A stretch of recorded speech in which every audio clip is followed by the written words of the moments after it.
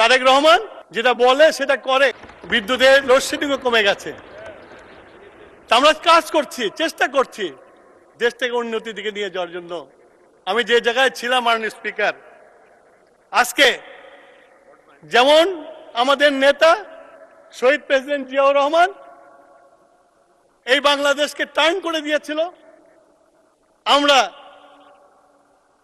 আমাদের বর্তমানের প্রধানমন্ত্রীকে পেয়েছি যিনি জানেন, যিনি বিশ্বাস করেন বাংলাদেশকে আবার আগের মতো পৃথিবীর কাছে তারা করাবেন।